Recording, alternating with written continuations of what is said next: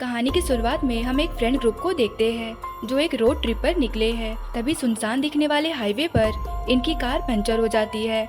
वहाँ कोई आता जाता नहीं दिखता जिससे ये लोग मदद ले सके। उनमें से एक लड़का रायन पंचर टायर को चेंज करने लगता है। वे टायर से एक बुलेट निकलती है, यानी कि किसी ने जानबूझकर टायर में गोली मारकर पंचर की है। रायन अपने दोस्तों को ये बात बताने ही वाला था कि तभी सभी को इसकी चीखने की आवाज आती है। तो रायन की गर्लफ्रेंड उसके पास जाती है। रायन को देखकर वो चौंक जाती है क्योंकि रायन के सर पर किसी ने गोली मारी थी और रायन की डेड बॉडी खून से लथपथ नीचे पड़ी थी। वो अपने दोस्तों के पास जाती और उनको कुछ बताती।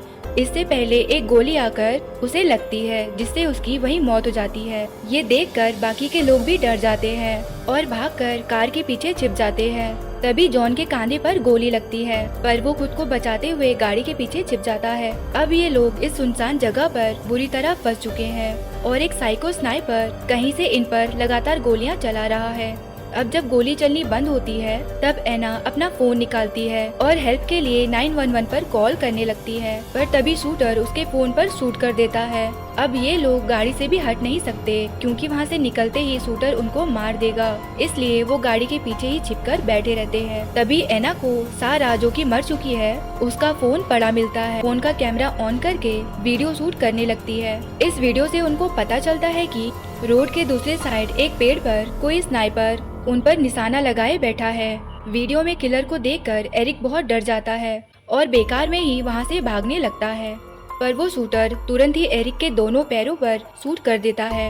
एरिक जमीन पर गिर जाता है। उसके दोस्त उसे बचाना चाहते हैं पर उसके पास जा नहीं सकते। तभी एरिक के पास एक जंगली जानवर आता है और उसे चीर फाड़ कर खा लेता है। ये भयानक मंजर को देखकर उसका दोस्त बहुत डिप्रेस हो जाता है और वो स्नाइपर की तरफ चलने लगता है और साइको स्नाइपर से कहता है अगर दम है तो बाहर आओ, पर स्नाइपर को उसकी बातों का असर नहीं होता और वो उसे भी शूट कर देता है जिससे उसकी वही मौत हो जाती है। थोड़ी देर बाद इसी रोड पर दूर से एक कार आती हुई नजर आती है जिसमें एक कपल और उनकी बेटी होती है। वो लोग ये देखकर कुछ समझ पाते से पहले ही स्नाइपर इनके कार पर फायरिंग शुरू कर देता है। उनकी गाड़ी आउट ऑफ कंट्रोल हो जाती है और इन लोगों के कार से टकरा जाती है। इस हादसे में औरत की डेथ हो जाती है।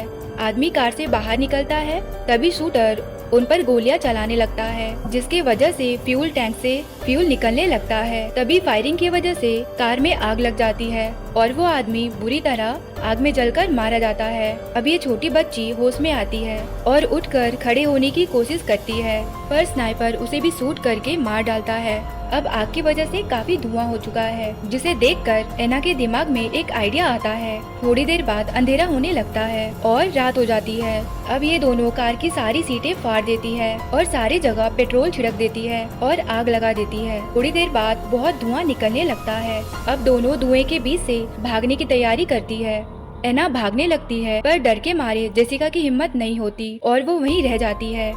पर हैरानी की बात तो ये है कि इतने सारे धुएं होने के बावजूद शूटर एना को शूट कर देता है। अब थोड़ी देर बाद वहाँ एक पुलिस की कार आने लगती है। पुलिस की कार देखकर जेसिका उसके तरफ मदद के लिए भागने लगती है, लेकिन पुलिस की गाड़ी में भी फायरिंग होने लगती है और जेसिका की आंखों के सामने ही पुलिस इंस्पेक्टर भी मर जाता है। ये देखकर जेसिका फ्रस्ट्रेट हो जाती है और पुलिस की गाड़ी लेकर उस शूटर की तरफ जाने लगती है और गाड़ी को फुल स्पीड में उस पेड़ पर दे मारती है जिस पर वो शूटर बैठा था। जैसे ही गाड़ी पेड़ से टकराती है वो शूटर नीचे गिर जाता है। अब इस मौके का फायदा उठाते हुए जेसिका उस शूटर का गन उठा लेती है और उसे शूट करने लगती है। शूटर जख्मी होकर नीचे गिर जाता है। जेसिका बहुत गुस्से में होती है और उसे गन से मारने लगती है पर वो गन लोडेड होती है जो गलती से चल जाती है और जेसिका को गोली लग जाती है और वो भी शूटर के साथ साथ मारी जाती है और ये गोलियों से भरपूर मूवी यहीं खत्म होती है।